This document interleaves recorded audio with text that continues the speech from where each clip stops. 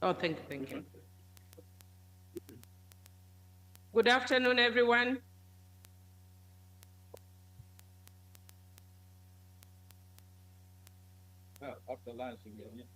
Good afternoon. Can we please have our seats so that we can start?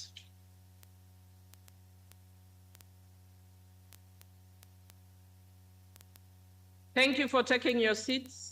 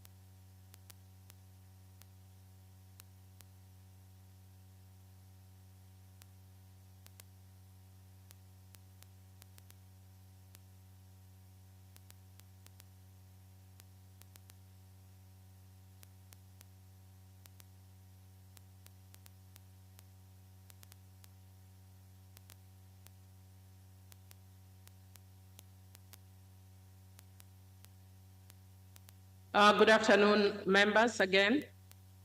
I hope you had a good lunch. My name is Millie Odhiambo Mabona, Member of Parliament from Kenya, and also a member of the board of the PGA. Sorry that we have started a little late, and we hope to catch up with time in the process.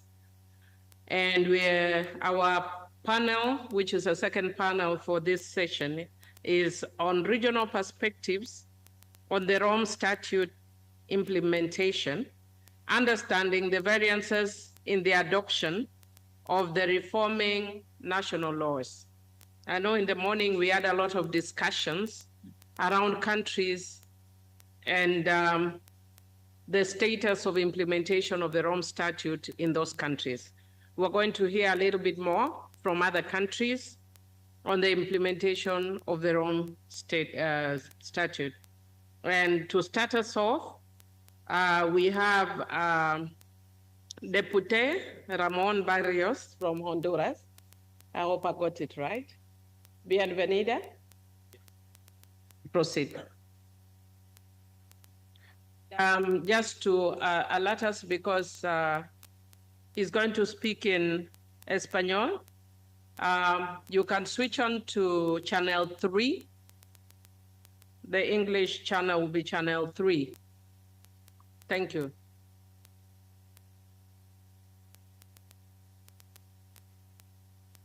You need better?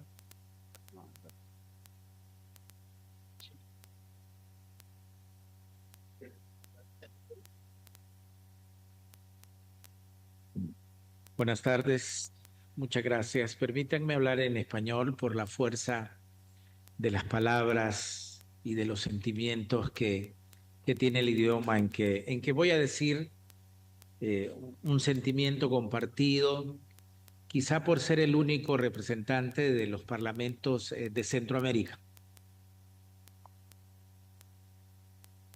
Honduras, mi país, firmó el Estatuto de Roma el 7 de octubre de 1998 y lo ratificó el 1 de julio del año 2002, una vez que lo aprobara el Congreso Nacional por unanimidad el 30 de mayo de ese mismo año. El 24 de enero del año 2002, la Corte Suprema de Justicia de mi país dictaminó a favor de la ratificación del Estatuto de Roma y estableciendo lo siguiente, la Corte Suprema de mi país: quien viola los derechos humanos ofende la conciencia humana en cuanto tal y ofende a la humanidad misma. El deber de tutelar tales derechos trasciende, pues, los confines geográficos y políticos dentro de los que son conculcados. Los crímenes contra la humanidad no pueden ser considerados asuntos internos de una nación. En ese sentido, la puesta en marcha de la institución de una Corte Penal que los juzgue es un paso muy importante. Tenemos que dar gracias a Dios que siga creciendo en la conciencia de los pueblos y las naciones la convicción de que los derechos humanos sean practicados universalmente e indivisiblemente y sobre todo sin fronteras. Por tanto, a partir del 1 de julio del año 2002, los graves crímenes internacionales cometidos por individuos nacionales o extranjeros en nuestra jurisdicción pueden ser juzgados por la Corte Penal Internacional. La primera obligación que asumió el Estado hondureño al ratificar el Estatuto de Roma es la de investigar, juzgar, sancionar a los responsables de ese tipo de crímenes y reparar a las víctimas. No obstante, cuando el Estado no cumple con esta obligación, la Corte Penal Internacional tiene competencia para juzgar dichos crímenes. En otras palabras, la Corte Penal Internacional no sustituye a la jurisdicción nacional, pues en virtud del principio de subsidiariedad, solo tendrá competencia para conocer de los crímenes cuando la jurisdicción nacional no cumpla con su deber de perseguir y castigar a los responsables de estos delitos. La Corte Penal Internacional ha sido para mi país un instrumento para combatir la impunidad y lograr el respeto y la efectividad de los derechos humanos. El Estatuto de Roma y los elementos de los crímenes distinguen los delitos ordinarios de los crímenes de lesa humanidad. En ese sentido, en el año 2010, la Fiscalía de la Corte Penal Internacional inició un examen preliminar sobre la situación de Honduras para determinar si existía una base razonable para abrir una investigación con respecto a supuestos crímenes internacionales cometidos después del golpe de Estado en junio del año 2009.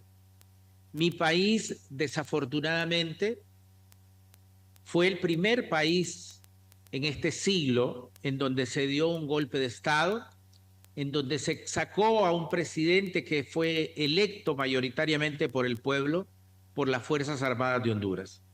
Y a partir de una denuncia precisamente de parlamentarios del Congreso Nacional, se inició, digamos, después de 10 años que teníamos de afiliación a la Corte Penal Internacional, una investigación por parte de la Fiscalía. Esto fue muy importante para nosotros en Honduras, De acuerdo con el artículo 7 del Estatuto de Roma, los crímenes de lesa humanidad son todos aquellos actos inhumanos que se cometen como parte de un ataque generalizado o sistemático que se dirigen contra una población civil y de conformidad con la política de un Estado o de una organización. Al año siguiente, en el año 2011, terminó la investigación de la Fiscalía de la Corte Penal Internacional y desafortunadamente la Fiscalía decidió cerrar el examen preliminar por considerar que a la luz del artículo 7, las graves violaciones a derechos humanos cometidas en Honduras no reunían los requisitos legales para considerar los crímenes de lesa humanidad y, por tanto, para que entren dentro de la competencia de la Corte Penal Internacional. No obstante, esa decisión de la Fiscalía de la Corte Penal Internacional provocó en el Congreso Nacional de la República que introdujésemos en un nuevo proyecto de Código Penal que sancionamos dos tipos penales importantes de lesa humanidad que los parlamentarios en una decisión mayoritaria, casi por unanimidad, decidimos tomar dos tipos penales que contiene el Estatuto de Roma e incluirnos en nuestro Código Penal. Y lo otro que nos pareció muy importante en el Parlamento hondureño fue que a partir de esa investigación que hizo la Fiscalía de la Corte Penal Internacional, las Fuerzas Armadas de Honduras, que son las que dieron el golpe de Estado a un presidente civil, tienen mucho temor a partir de eso de volver ni siquiera a insinuar a dar un golpe de Estado. No tuvimos un final feliz en el sentido de que nuestra denuncia prosperara, pero sí ha servido, como efectivamente lo hemos demostrado posteriormente, que las Fuerzas Armadas le tienen temor a la Corte Penal Internacional. Así que nosotros no nos equivocamos al habernos adherido al Estatuto y a la Corte Penal Internacional. Finalmente, nuestro Parlamento, este año, hubo un debate intenso, efectivamente, sobre la intervención que debía tener la Corte Penal Internacional en un conflicto en donde nuestro Parlamento ha actuado de manera casi unánime en solidaridad con nuestros hermanos palestinos y nuestros hermanos del Líbano, que son objeto de una agresión totalmente injusta por parte de otro Estado que dice defenderse. Y nosotros hemos criticado muchas veces el doble estándar que se tiene con respecto a los conflictos en que se puede intervenir por parte de la Corte Penal Internacional y otros organismos internacionales, e inclusive los pronunciamientos que los parlamentos que tenemos que hacer a la luz de la violación de grandes derechos y violaciones de los derechos humanos. Yo quisiera finalizar llamando a ustedes, a nosotros colegas, que debemos de dejar el doble estándar y solidarizarnos con una actuación grave que está pasando en este momento en el mundo. La agresión de un país contra una población indefensa totalmente. Nuestra solidaridad del Parlamento hondureño con el pueblo palestino y con el pueblo libanés. De verdad que lo condenamos. Muchas gracias.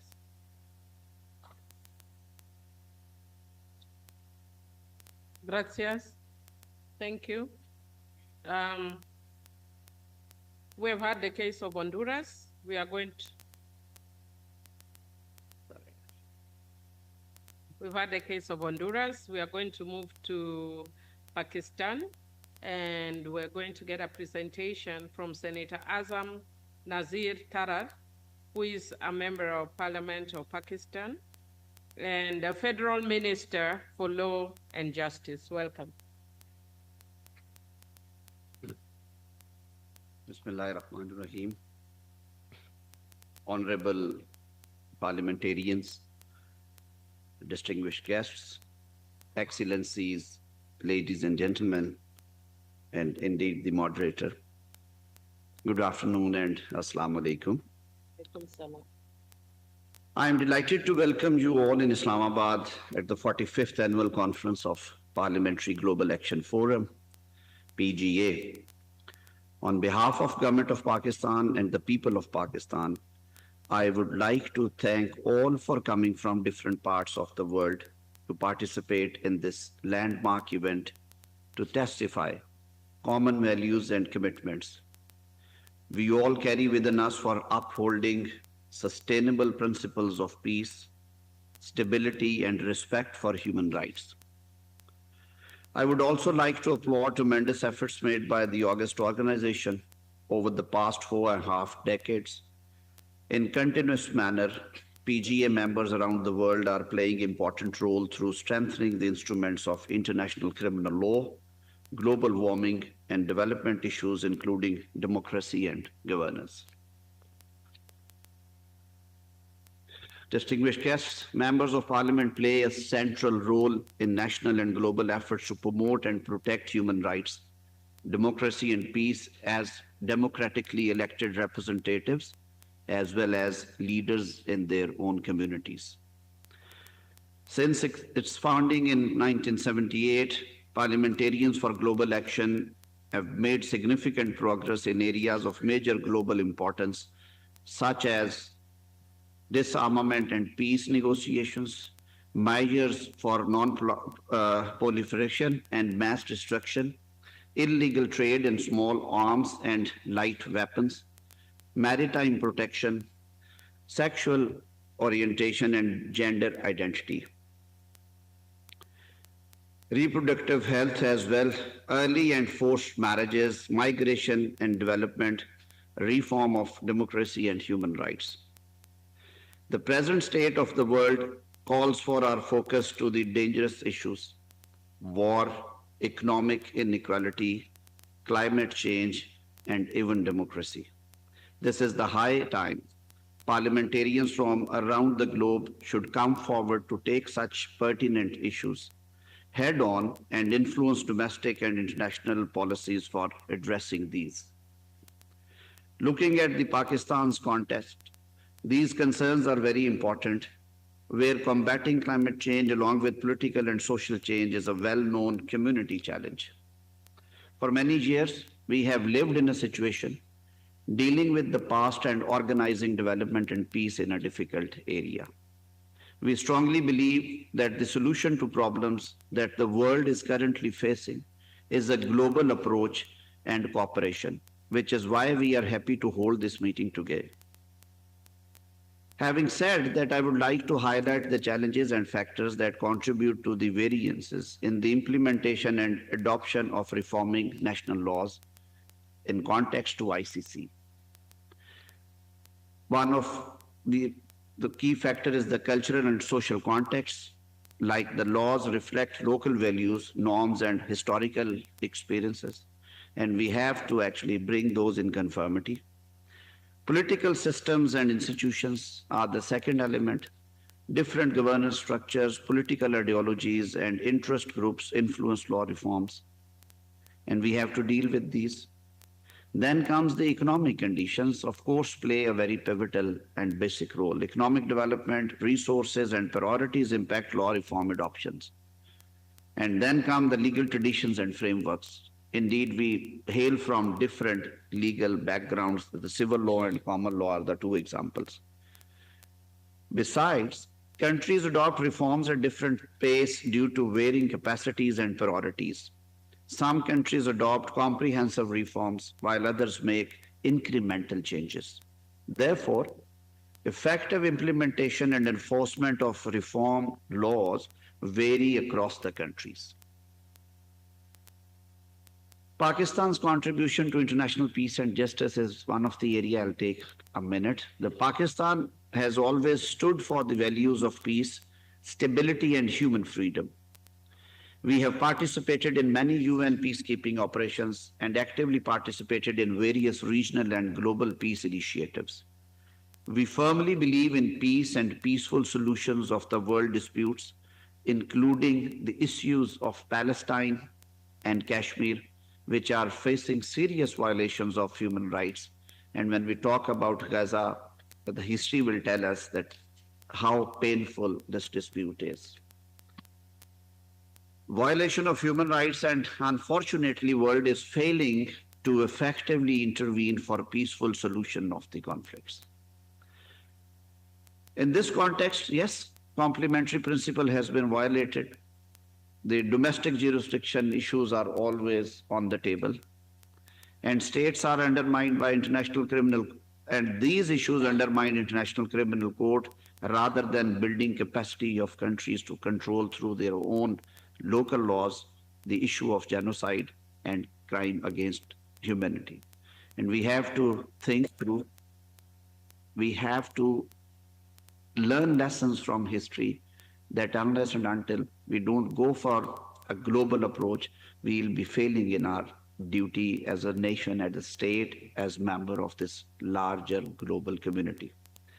We are committed to promoting human rights, social and economic development, and building resilience to climate change within our country and to stand with all global policies and action plans. The legislation passed by National Assembly and Senate of Pakistan is of great significance for the rights of women, minorities, and poor sections of societies.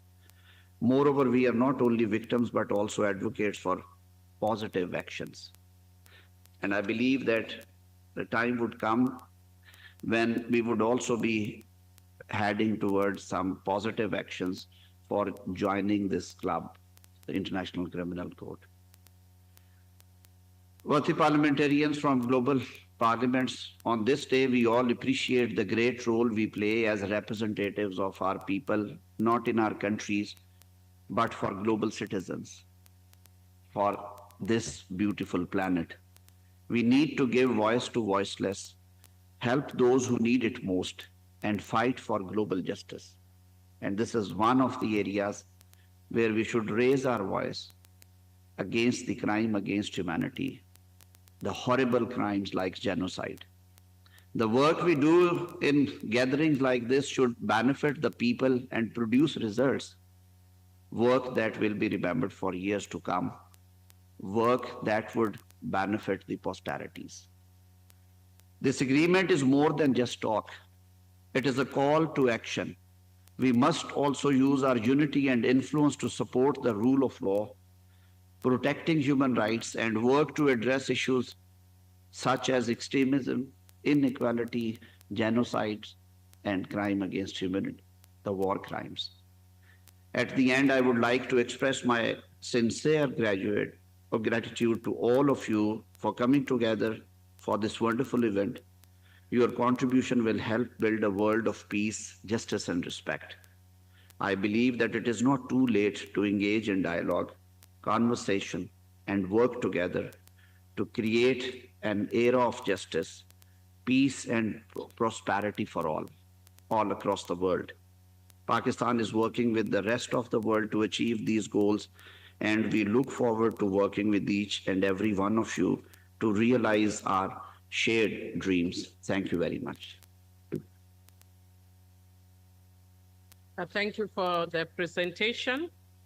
We'll move to Uganda, and we'll get a presentation from Honorable Fox Odoi Oyuelowo, chairperson of the Human Rights Committee of the Parliament of Uganda. Welcome. Thank you, Honorable Chair, for the invitation to speak.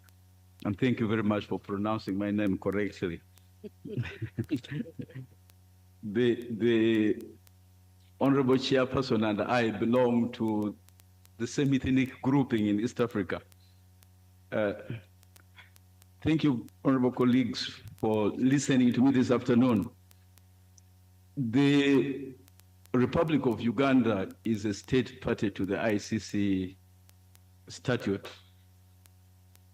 The Republic of Uganda ratified the Rome Statute, and in 2010, the Republic of Uganda enacted the ICC Act, often cited as Act number 11 of 2010. The objects of the Act were to implement Uganda's obligations under the Rome Statute, number one. Number two, to make provisions for the punishment of the crimes of genocide, crimes against humanity, and war crimes. And number three, to enable Ugandan courts to try, convict, and sentence persons for the crimes I have stated. Worth noting that sections 7, 8, and 9 of the Act provide for the offenses of genocide, crimes against humanity, and war crimes, respectively. The punishments given under the law are the following: genocide, imprisonment for life or a lesser term, section 7.3. Crimes against humanity, imprisonment for life or a lesser term, section 8.3. War crimes, imprisonment for life or a lesser term. I make reference to this because I will make general comments in respect of that. Subsequently, the Republic of Uganda created a war crimes division at the High Court of Uganda. The Republic of Uganda was also one of the first countries to invite the prosecutor to investigate crimes under the ICC statute. The prosecutor investigated and subsequently indicted a number of Ugandans, notable among them Joseph Kony, who's still at large, Ongwen, who was successfully prosecuted and convicted. And I invite all of you to read the locus classicus of Ongwen. Thereafter, we stalled, and it's the excuses we continue giving for stalling that I will address you to this afternoon. Uganda did not ratify the subsequent proposed amendments to the ICC statute, despite the Parliament of Uganda passing resolutions to urge the government to do so. Now, when I talk about African politicians, only read it in the context of Ugandan politicians, because I don't want to offend my other friends in this room. African politicians are an interesting lot. We create excuses for everything, and we create excuses for dishonesty. What excuses have we come up with for not ratifying the subsequent amendments?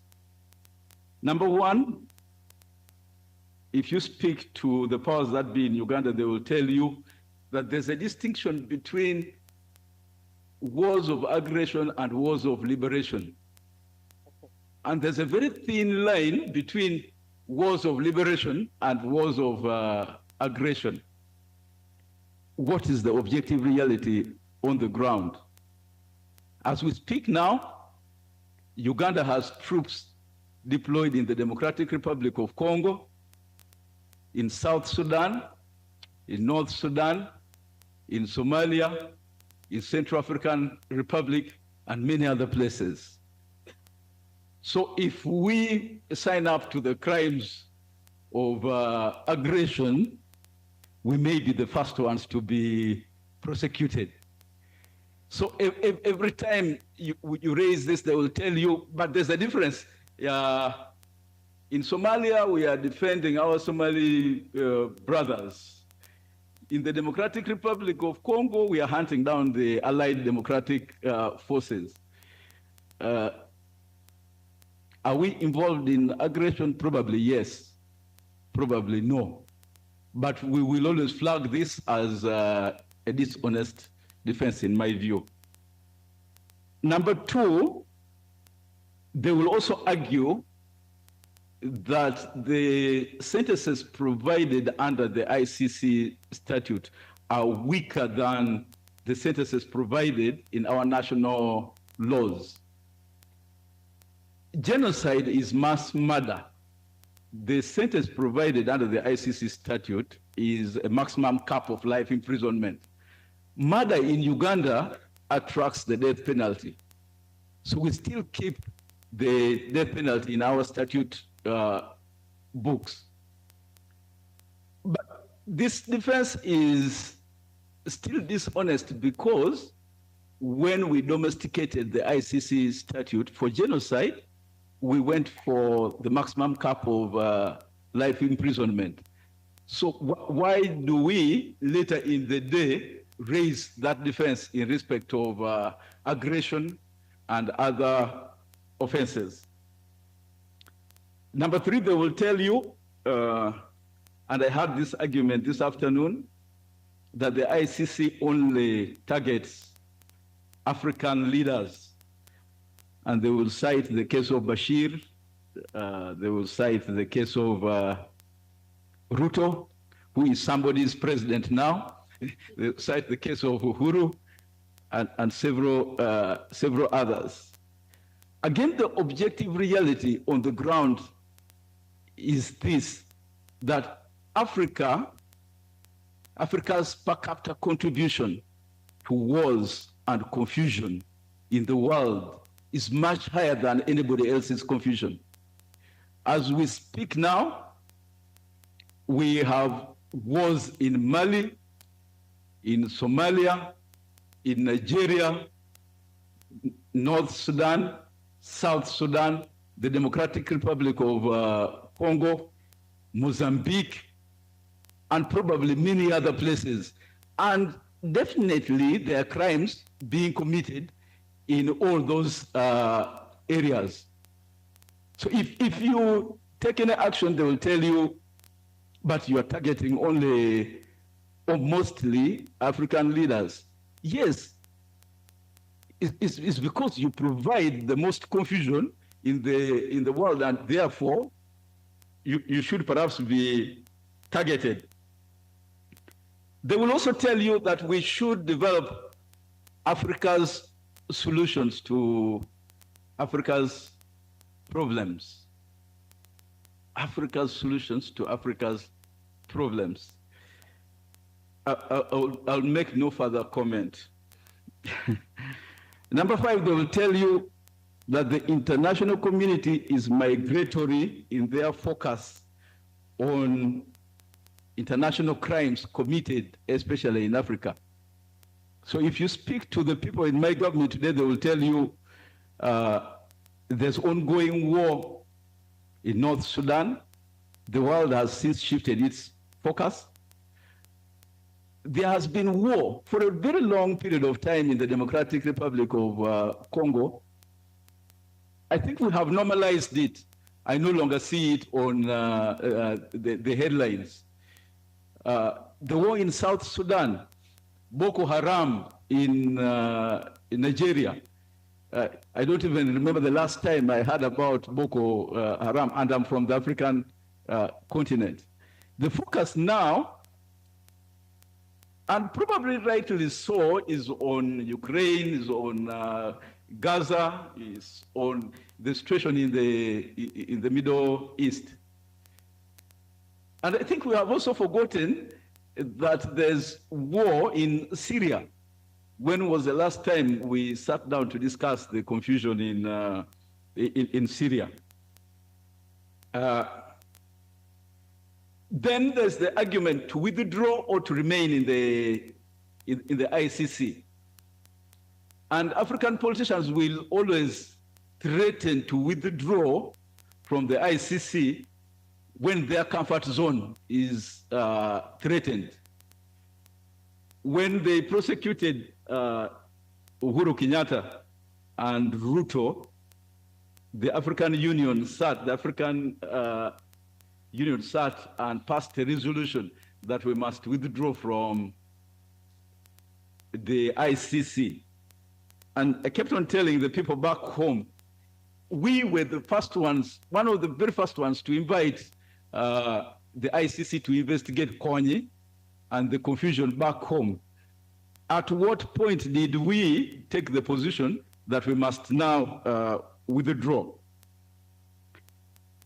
I am summing up, and in my summing up, I want to appeal to you, honorable colleagues, that they are irreducible minimum principles. And to me, these irreducible minimum principles can only be presented by asking you two questions. Question number one, crimes against humanity, genocide, and war crimes, are they so reprehensible as to call for our support of the ICC, as to be outlawed? The answer to any member of the PGA should be a definite yes. Should be an automatic yes. The answer should be in the affirmative. My second question, with all its imperfections, and I'm recognizing here that there's no human enterprise that is perfect, should we continue supporting the ICC?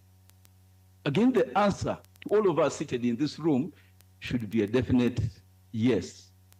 We can talk about making it perfect, but the irreducible minimum principle should be that we must continue supporting the ICC. And lastly, you know, the administration of justice, more especially the administration of international justice, is a noble and thankless job. I invite my friends from the ICC to always remember that. You are doing a noble job, nobody will ever applaud you, and don't ever expect any politician to stand at the side of the road and clap for you. I thank you.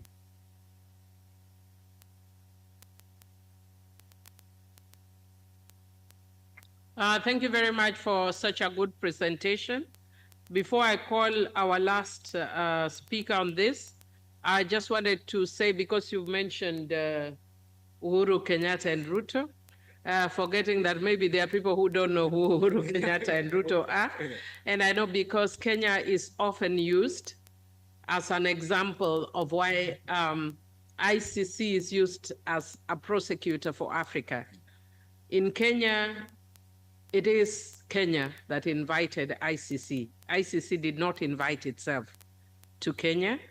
When we had the post-election violence in Kenya, and we were asked through the mediation team to look for local solutions, and there were 6 names that were given in an envelope to a mediator, and who are that contained suspects, and they were supposed to be tried within the country.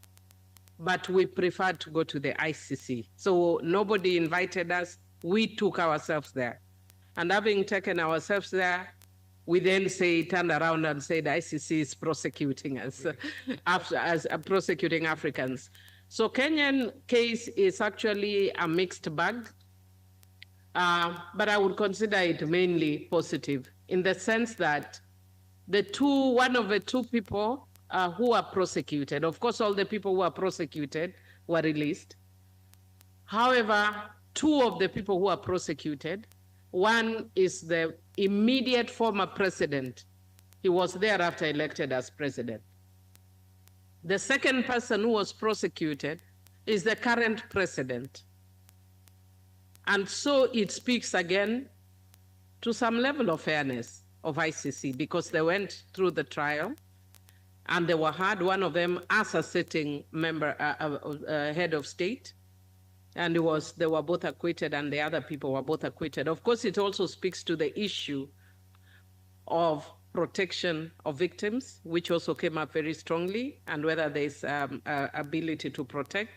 But then it also speaks to the issue of innocence until proven guilty. Everybody presumes that if you are taken to ICC, then you are definitely guilty. The courts are supposed to find you guilty. I thought I just wanted to clarify that, because after we hear our last speaker, then I'll open the door for debate. My brother from Uganda has raised some very interesting discussions, and I could see animated consultations even as he was speaking. And on that note, I'll invite our last speaker for this session, Honorable Margarita Stolbizer from Argentina. She's the founder and president of the political party Generation for a National Encounter, and is a former PGA president. Honorable Margarita will be speaking to us online or virtually. Welcome, Honorable Margarita. Muchas gracias, estimada diputada Mili. Voy a hablar en español. Lamento mucho no poder estar con ustedes en Islamabad, que un problema de salud me ha impedido hacerlo a último momento. Quiero felicitar a PGA por la realización de este 45 encuentro anual y la 13 Asamblea Consultiva de Parlamentarios por la Corte Penal Internacional. Esto vuelve a testimoniar el fuerte compromiso de PGA con la defensa de los derechos humanos, el Estado de Derecho y la lucha contra la impunidad. Justamente la lucha contra la impunidad como el camino más directo para garantizar la paz y la seguridad internacional es el objetivo principal de este Estatuto de Roma firmado en 1998. El Estatuto de Roma crea un sistema jurídico penal que debe funcionar de manera armónica y que empieza estableciendo el deber principal, el deber primario de investigación de los crímenes más graves que afectan a la humanidad, estos crímenes internacionales, reconociendo al Estado como quien tiene el primer deber de juzgamiento.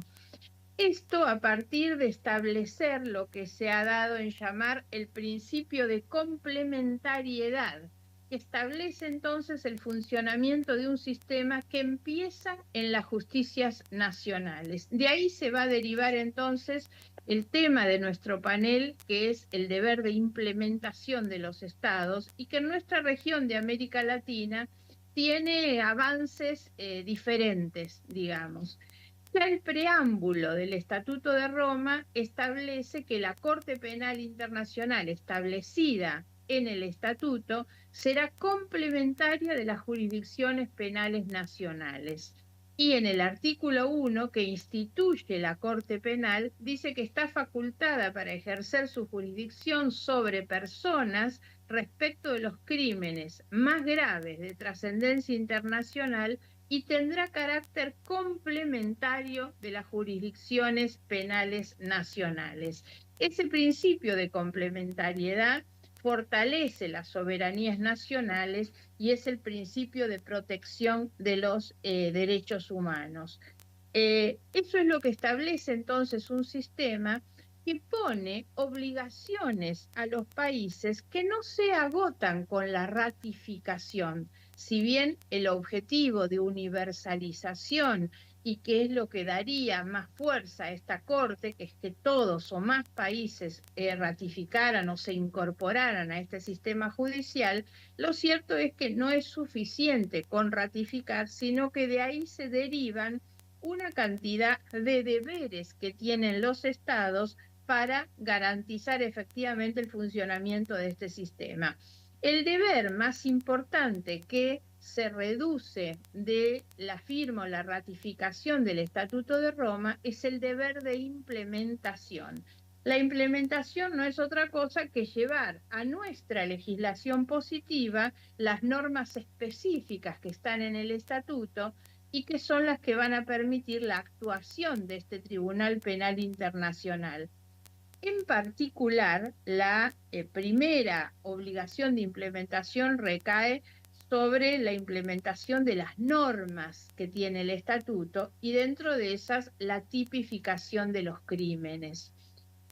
Incorporar en nuestras legislaciones nacionales la descripción de los crímenes internacionales que están en el Estatuto de Roma es la primera, digamos, obligación que tenemos o deber de implementación, siempre aclarando que todas estas cuestiones no son simplemente atribuciones que los estados tienen, sino que a partir de la ratificación se han convertido en deberes jurídicos de los estados que tienen que hacer esa, acomodar esa legislación nacional.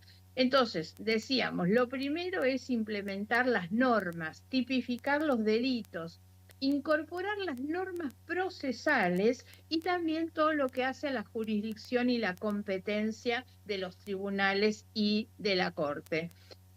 A partir de la implementación de esta tipificación, devienen también otras obligaciones de implementar en la legislación nacional, como es la ratificación de las enmiendas de Kampala, los acuerdos de privilegios e inmunidades, los acuerdos de cooperación con la Corte y todas las acciones que también son deberes para los estados para fortalecer la Corte y preservar su integridad, ¿no?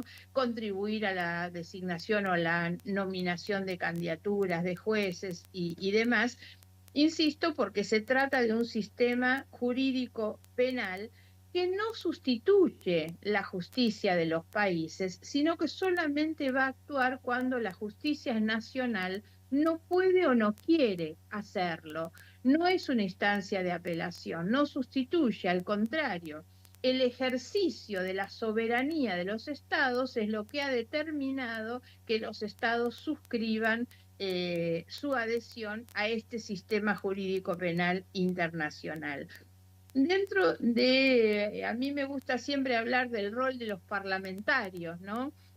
Los parlamentarios tenemos un primer rol por haber sido electos en representación de nuestro pueblo, que es justamente eso, representar a un pueblo y en la mayoría de nuestros casos en América Latina representamos poblaciones que han sufrido muchas violaciones a los derechos humanos y entonces adherir a este Estatuto de Roma, implementar esas normas, participar de ese sistema de justicia penal universal es representar a los pueblos que realmente necesitan terminar con la impunidad, tal cual lo planteó mi colega Barrios de Honduras tempranamente, que es cómo en nuestros países esto nos sirve en realidad para prevenir y evitar cualquier tentación de sectores autoritarios que quieran interrumpir los gobiernos democráticos para violar los derechos humanos. Pensar en la lucha contra la impunidad es también incorporar los principios dentro de los deberes de implementación, dentro del rol de los parlamentarios, el primero es representar, el otro es incidir, por eso la importancia de hacerlo para que nuestros estados se comprometan en este sistema. El otro es legislar, porque estas cosas se hacen a través de las leyes. Y el otro es controlar, por supuesto, que se cumplan o que los ejecutivos cumplan. También tenemos la obligación de capacitar, de formar, de sensibilizar. Y en el tema de adaptar las leyes, decía, la implementación nos implica el deber de incorporar los principios de legalidad. No hay crimen sin ley, no hay pena sin ley, el principio de la responsabilidad penal individual, que son algunas de las cuestiones que tiene el estatuto y que debemos llevar a nuestra legislación, la responsabilidad de los jefes de Estado, o sea, eliminar cualquier sistema de inmunidad que puedan tener los funcionarios de más alto rango, la imprescriptibilidad de estos crímenes, la no posibilidad de indulto o amnistía respecto de estos crímenes más graves. La otra cuestión, como dije, es incorporar los crímenes, genocidio, lesa humanidad, crímenes de guerra y crímenes de agresión, La otra cuestión es el derecho a las víctimas. Si algo tiene el Estatuto de Roma es la consagración de los derechos de las víctimas en una amplitud muy, muy importante y destacable, como es reconocer a las víctimas. El primer derecho, que es el derecho a la justicia, a que se haga justicia, se esclarezca, se llegue a la verdad, se aplique un castigo.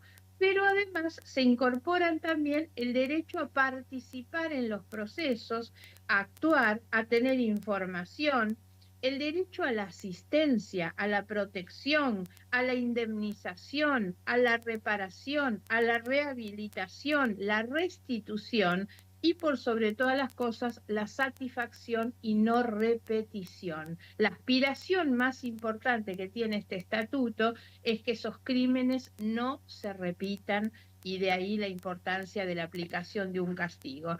Quiero hacer referencia brevemente a lo que son las normas procesales, porque los artículos 7 y 8 del Estatuto de Roma recogen por primera vez en un tratado de esas características los delitos de índole sexual, que están incorporados como aspectos de los crímenes más graves. Que son violación, esclavitud sexual, prostitución forzada, embarazo forzado, esterilización forzada, violencia sexual. Y el Estatuto de Roma agrega normas especiales de procedimiento y prueba para las víctimas. Y es muy importante esto también dentro de nuestro deber de implementación. Esas tres normas son: no se requerirá la corroboración del testimonio de la víctima en los casos de violación. La segunda, el consentimiento de la víctima no podrá ser usado por la defensa como argumento. Y el tercero es que no se admitirán pruebas sobre la conducta sexual de la víctima. La otra cuestión a tener en cuenta es que siempre en la implementación y en la tipificación de los crímenes debemos tener en cuenta que el estatuto es un piso y no un techo. ¿Por qué razón? Porque a veces nuestros estados están comprometidos por acuerdos internacionales de derechos humanos que tienen estándares de protección más altos.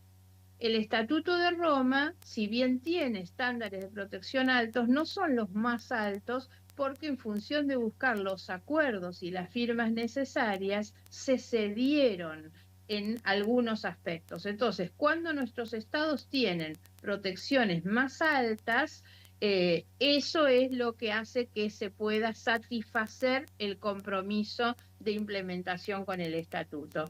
Para terminar, en mi país, Argentina, nosotros definimos la política de derechos humanos como una política de Estado. Por lo tanto, son las políticas que se sostienen a lo largo de los años y en todos los gobiernos, transversalmente. Tal vez porque somos un país que sufrió una cruel dictadura militar y la salida, la recuperación de la democracia se inició justamente con lo que llamamos un histórico juicio a las juntas militares que terminó con las condenas de aquellos que habían violado los derechos humanos y la sucesión de los juicios.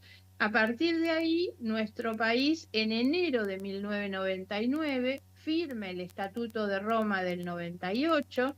En el año 2001 se dicta la ley 25390 de ratificación del estatuto. En el 2007 se dicta la ley de implementación, tipificando todos los crímenes que quedan incorporados en nuestro Código Penal. Ese mismo año se firma la ley de ratificación del Acuerdo de Privilegios e Inmunidades. Se ratifican posteriormente las enmiendas de Kampala. Y también en el año 2016 se firman los acuerdos de cooperación y se ratifican. Y Argentina es el primer país en firmar los 4 acuerdos de cooperación con la Corte: protección de testigos, ejecución de sentencias, libertad provisional y la puesta en libertad. Nuestro país tiene un fuerte compromiso con esto y entendemos además que el deber de implementación se cumple en la medida en que incorporamos todas estas cuestiones, no solamente el tema de la tipificación de los crímenes. En definitiva, el compromiso por una paz y una seguridad a nivel internacional dependen justamente de esta lucha contra la impunidad. Y eso a su vez depende de que podamos como Estado garantizar no solamente el funcionamiento de democracias electorales, sino democracias que aseguren la vigencia plena y total de todos los derechos humanos a todas las personas, el funcionamiento de una justicia eficaz e independiente y también el compromiso de trabajar por una justicia universal para que en ningún lugar del mundo se puedan violar los derechos humanos y que esto no sea castigado. Les agradezco mucho y les deseo una muy buena fin de jornada.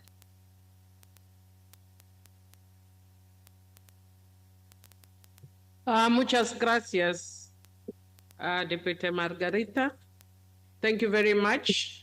I'd hoped to delegate honorable delegates that would redeem time, but unfortunately not. So I'll only open the door for 3, or the window for only 3.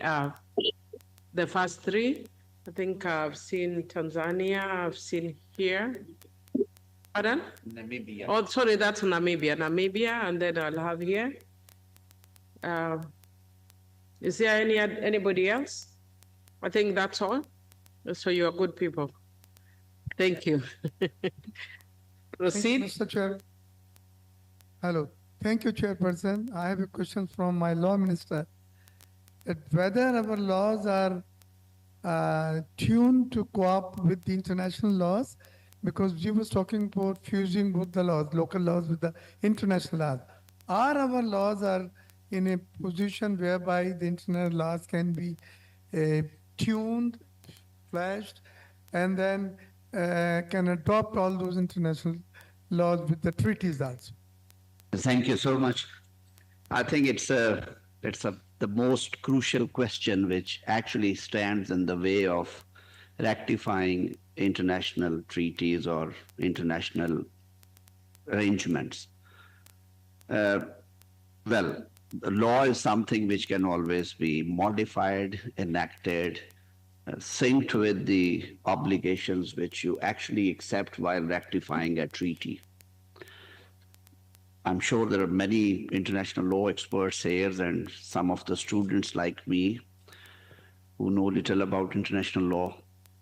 Why international law or international instruments are being widely criticized is the hesitation on the part of the states to not surrender but to forego their domestic jurisdiction in many ways.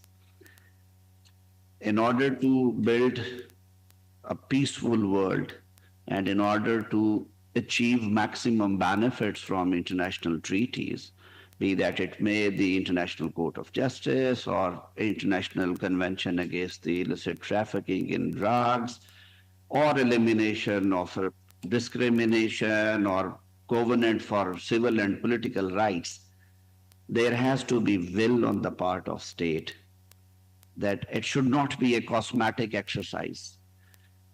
There has to be a will, and I think these are the forums where we can discuss these things. We, being the parliamentarians, can campaign for it, can raise our voices on the floor of the House of the respective parliament, that let this world be a place to live for all, and not only for mighty figures.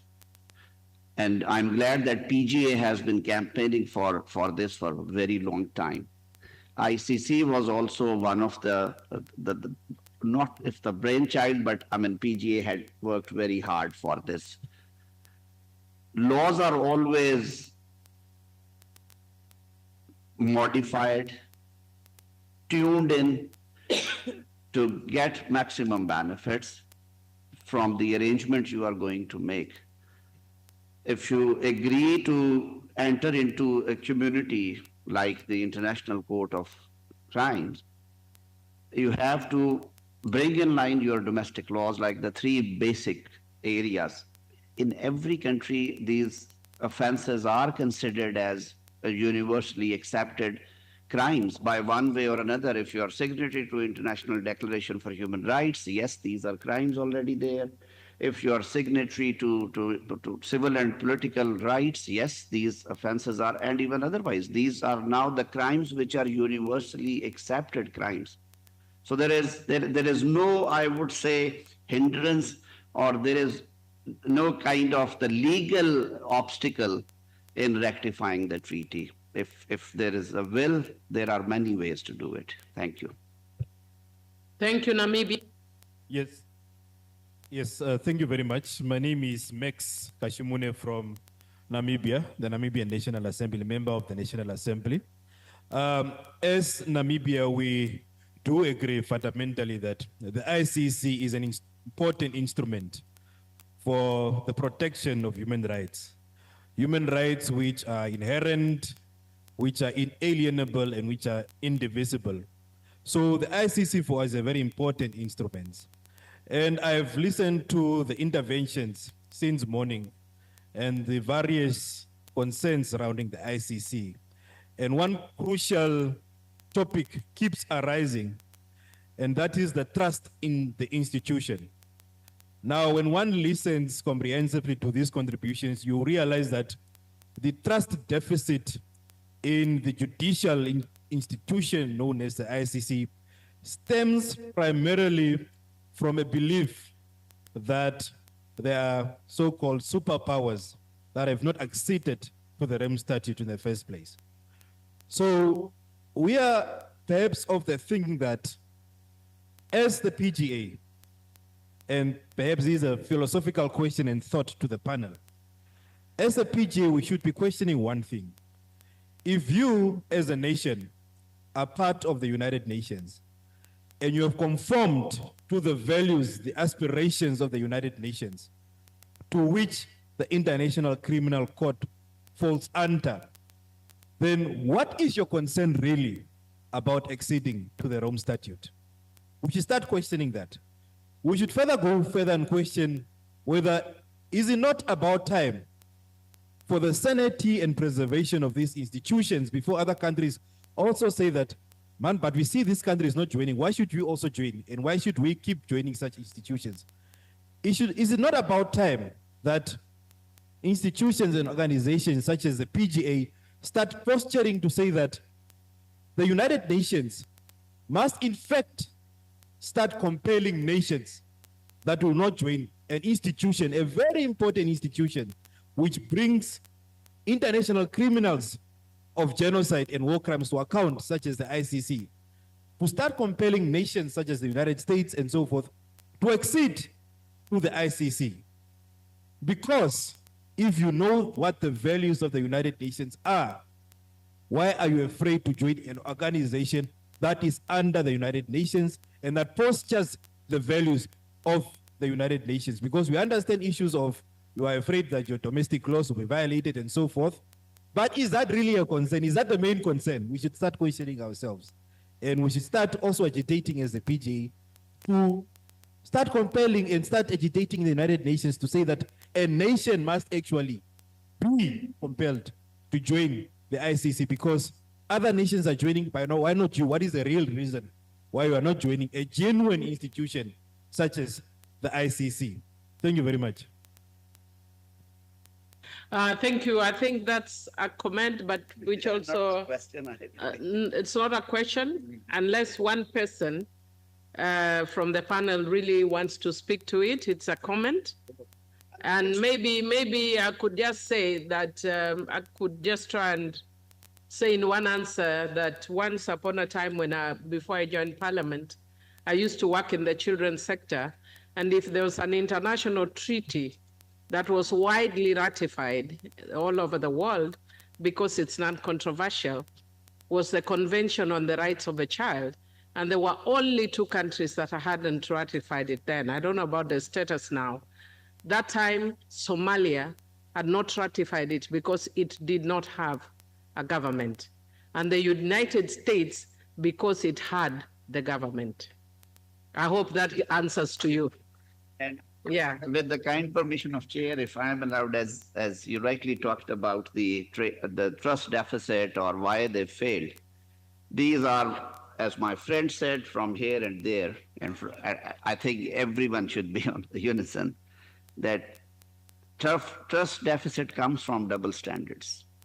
I mean, there are two war zones right now in the world, in this region.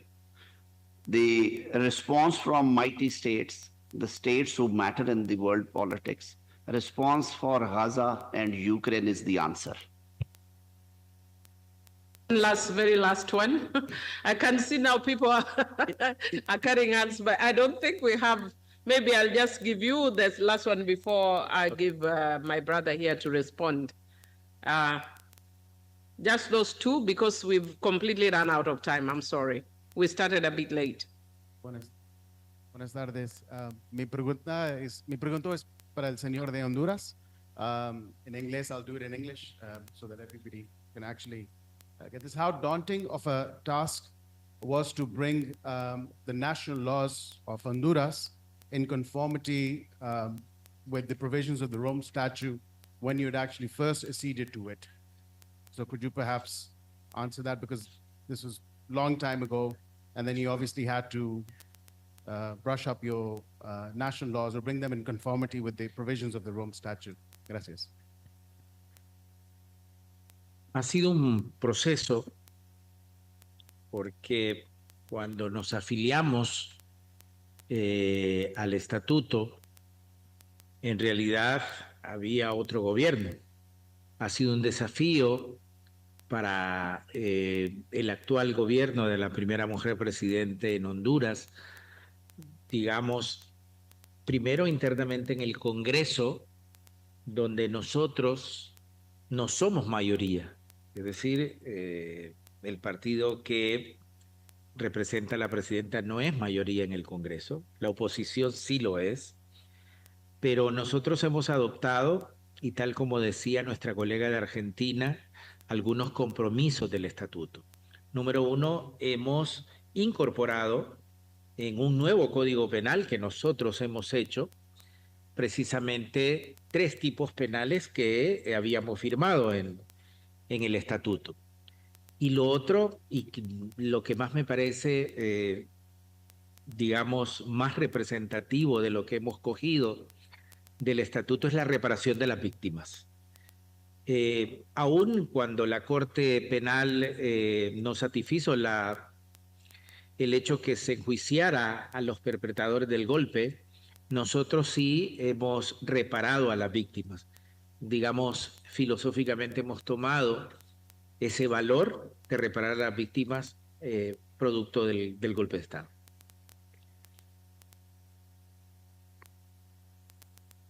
Thank you, Honorable Doi. Just 1 minute. In 1 minute, my brother from Namibia, I think the trust deficit you are talking about is superficial. Put another way, the trust deficit is a creature of the political class, and I will illustrate in just half a minute. If you go to northern Uganda and you ask the victims of the Konyi War, they will tell you the ICC prosecuted Ongwen, the ICC is in the process of compensating them. The ICC is the best international instrument they have ever interfaced with. If you ask the members of parliament, they will tell you something completely different. I thank you. Thank you. I think that's a good point. That's a good point to close. And can we please give a general applause to the panelists for an excellent show? And of course to me for being a good moderator.